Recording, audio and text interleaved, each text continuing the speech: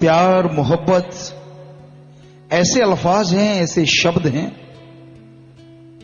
जिनके सहारे संसार में रौनक है, खुशियां हैं और इंसान अमन और चैन से जीवन जी रहा है। अगर प्यार मोहब्बत का खात्मा हो तो ये सारी दुनिया वीरान हो जाए। सच्चा प्यार, सच्ची मोहब्बत किसे कहा गया? हमारे धर्मों में सच्चा प्यार वो है जो बेगर्ज निस्वार्थ भावना से सबसे किया जाए। सर्वोत्तम प्यार वो है जो अल्लाह वाहिगुरु राम से किया जाए, क्योंकि मनुष्य शरीर में आत्मा आई ही इसलिए है कि वो परम पिता परमात्मा से सच्चा प्यार करे, यहां परमानंद हो और अगले जहान में आवागमन खत्म करती हुई मालिक की गोद में जा विराजे। आप उस परम पिता परमात्मा से सच्चे दिल से, सच्ची भावना से मोहब्बत करके देखो। वो ना अंदर कमी छोड़ेगा, ना बाहर कमी छोड़ेगा। जीते जी गम, चिंता, टेंशन, परेशानी को खत्म कर देगा और मरणोपरांत आवागमन से मोक्ष, मुक्ति दे देगा। आवागमन से मोक्ष, मुक्ति से ज्यादा जरूरी लोग ये समझते हैं कि जीते जी गम, चिंता, टेंशन, बीमारियों से मुक्ति मिले, क्योंकि जो इस दुनिया में बेगम है, जो इस दुनिया में विचारों के तंग दायरे में कैद नहीं, जो इस दुनिया में मन माया के छलावे में नहीं फंसता, जो इस दुनिया में सबर संतोष रखता है, वो इस दुनिया में सबसे सुखी इंसान है। और ये सारे तोहफे परम पिता परमात्मा ने इंसान को बख्श रखे हैं, पर वो मालिक की सृष्टि से निस्वार्थ भावना से प्यार करे। और मालिक की औलाद से किया गया निस्वार्थ भावना का प्यार इनडायरेक्टली मालिक से ही प्यार है। जो मालिक की औलाद से प्यार करते हैं, मालिक उन्हें अपने रहमो करम से नवाज दिया करते हैं। इसलिए मालिक से प्यार करो, उसकी औलाद से निस्वार्थ भावना से प्यार करो। जीवन जीने में मजा आने लगेगा, जिंदगी में रस भर जाएगा। अगर मन के तंग दायरों में उलझे रहे तो जीवन बोझ लगने लगेगा। बात बात पे टेंशन, बात बात पे चिंता, बात बात पे प्रॉब्लम, कोई ना कोई परेशानी, कोई ना कोई समस्या आपको घेरे रखेगी। और इसकी वजह है कि आपके अंदर आत्मिक कमजोरी आ जाएगी। जब आत्मिक कमजोरी आती है तो आदमी को यह लगता है चार लोग बैठे हैं कि ये मेरे पे हंस रहे हैं, वो बात कर रहे हैं, जरा सा यूं देख के बात कर ली, उसे लगता नहीं मेरी चल रही है चर्चा, क्योंकि उसके अंदर आत्मिक कमजोरी आ जाती है। जिसके अंदर आत्मिक शक्ति है, मेरी बला से करने दो, क्या फर्क पड़ता है, मेरे पे हंसते तो हंसने दो, क्या असर होता है। पर ऐसा बहुत कम लोग होते हैं, ज्यादातर तो आदत पड़ जाती है। हम कई बार सतगुरु ने रहमो करम किया, वैसे इसे मजाक समझ लीजिए या बचपन की शरारतें। हम देखा करते स्कूल में जब पढ़ा करते, चंद लोगों को हम साथ ले लेते, 2-3 लोगों को, कि आप वैसे हंसते रहना उस आदमी को देख के। कोई लड़का आता, नौजवान साथी आता, तो उसको यूं देखते और ताड़ी मारते, हा हा ही, तो वो यूं करता जाता सारे रास्ते, क्या हो गया, मेरे कुछ लग गया है, मेरे क्या हुआ। चैन नहीं मिलता उसको, 4-5 लोगों से पूछता मुझे क्या हुआ है, मेरे कुछ लगा हुआ है। वो हंस रहे थे, यानी कॉन्फिडेंस, कोई कॉन्फिडेंस नहीं। शीशा भी देख के आया घर से, सब कुछ सही सलामत है, लेकिन फिर भी कॉन्फिडेंस लूज। देखा करते कितने लोगों में कॉन्फिडेंस, तो बहुत कम लोग होते। कई कह देते हंसते रहो, मैं भी हंसता हूं, साथ ही लग जाते, तो पता लगता कि हाँ भाई इसमें कुछ है।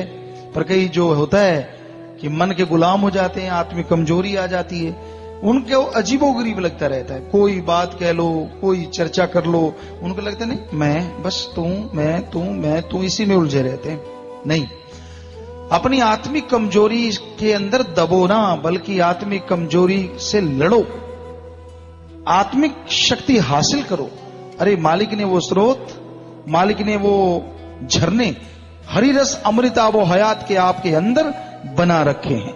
आप भक्ति इबादत करके देखो, उनको चख के देखो, और जैसे अंदर के हरि रस को चखोगे आपका आत्मविश्वास बुलंदियों पे पहुंच जाएगा, और जरा सरा जैसी बातों से आपको बिल्कुल भी असर नहीं होगा, बड़ी बातों का भी असर नहीं होता। कोई कुछ भी कहता रहे, गाली गलोच कुछ भी करे, क्या होता है गाली में? क्या होता है? जिसके पीछे लोग झगड़े, मुझे गाली निकाली, मैं ये कर दूं, मैं वो कर दूं। होता क्या है? एक आदमी जुबान से आपकी मां बहन किसी को गलत बोलता है, तो आपने तो आगे से नहीं बोला, बोला वो, तो जो बोलेगा उसी को लगेगा आप चुप हो जाओ। तमाशा देखो ऐसा करके, कईयों ने करके देखा है, वो सामने वाला सिर नोचने लगता है, मैं गाली दे रहा हूं, इसको असर क्यों नहीं हो रहा? तो वो सारा असर ही उस पर आता है ऑटोमेटिकली। ये मनोवैज्ञानिक भी है, यानी मनोविज्ञान को पढ़ा, तो ये वो भी चीज है। और रूहानियत में भी कहा जाता है, जिन्ना मारियां मुखियां तिन्ना न मारी कुम, अपनड़े कर जाए के पैर तिन्ना दे चुम। कि जो आपको थप्पड़ मारता है उससे पंच मत मारना, बल्कि उनके घर में जाके उनके पैर चूम। बहुत मुश्किल काम है कि आपको कोई थप्पड़ मारे आप उसके कदम चूमो, ऐसा होता नहीं। कहते तू थप्पड़ मारा मैं ईंट मारूंगा। लड़ते देखा है बच्चों को, एक ने ईंट उठा ली, दूसरा कहता आजा तसला है, मारूंगा, फाड़ दूंगा सिर। तो मतलब कोई किसी से कम नहीं। मैं कम हूं क्या? तो मन बैठा है ना अंदर, अंकार दे देता है, तू कम नहीं है, ऐसे तो बेइज्जती हो जाएगी, चुप कैसे हो गया?